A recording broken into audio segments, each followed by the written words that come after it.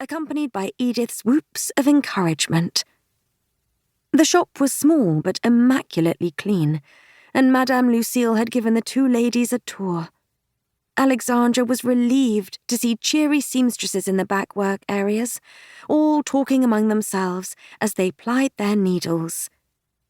Madame Lucille had then showed them into the small fitting room, far smaller than in the shops that the Duke had insisted Alexandra patronize, then excused herself to locate the bolts of fabric she wanted to make up Alexandra's new post-mourning wardrobe.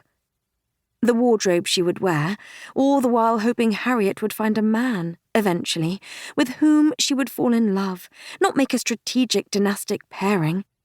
When Harriet spoke about her season, she talked about meeting new people and seeing as much of London as she could, and didn't seem to want to get married right away.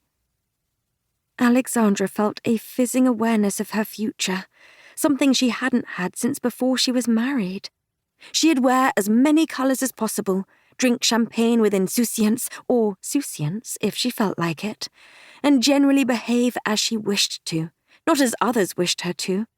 Perhaps even take a third biscuit, if the biscuits were particularly delicious and she was feeling decidedly peckish. Once her daughter was safely and well taken care of course. Until then, she would have to maintain her Duchess facade, but clad in colours and fabrics she chose. And she would never allow anyone to make a decision for her. Losing her freedom again, even if she did the unthinkable and fell in love with someone, would be untenable. Two of the young seamstresses remained in the room, on hand for any assistance if needed. Both of them seemed overwhelmed by having an actual duchess in their midst, even if Alexandra was now just a dowager duchess. Alexandra took the scissors the shorter of the two workers handed her, then directed her attention to putting her fingers in the appropriate places, pointing the sharp edge of the shears at her neckline, which caused one of the two workers to emit a startled squeak. The neckline was uncomfortably high, and the black bombazine fabric was stiff and unyielding. Rather like my late husband, Alexandra thought. She nearly shared the quip with Edith, but she didn't want to scandalize the seamstresses. The metal of the scissors was cool against her heated skin, and she uttered an involuntary gasp before positioning herself awkwardly so she could cut. The first close of the scissors wasn't the triumphant action Alexandra was hoping for. The fabric of her gown was apparently too determined to withstand the scissors' onslaught.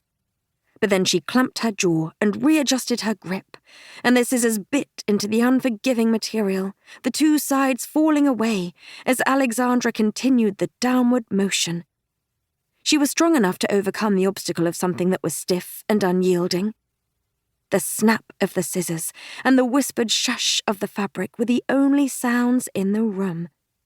Until finally, she reached the bottom, cutting through the ruffled hem and sighing in satisfaction as the two halves of the gown fell apart, revealing her undergarments, a stark white against the dull black of her outer garment.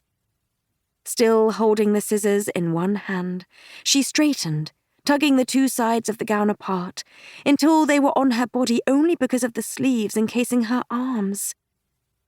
She turned to hand the scissors back to the worker, then began to slide the sleeves off, biting her lip in anticipation. No more black, no more mourning. Bravo! Edith cheered. Alexandra looked at her stepdaughter's face and grinned in response. This calls for a celebration, she added, a mischievous look on her face. You've got one night before the rest of the family arrives and the season starts. Let's have some fun.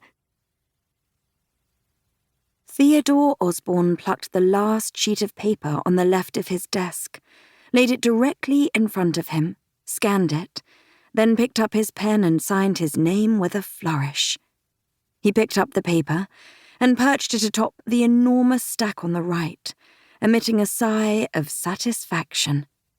He leaned back in his chair, folding his hands behind his head. It was done, for today at least.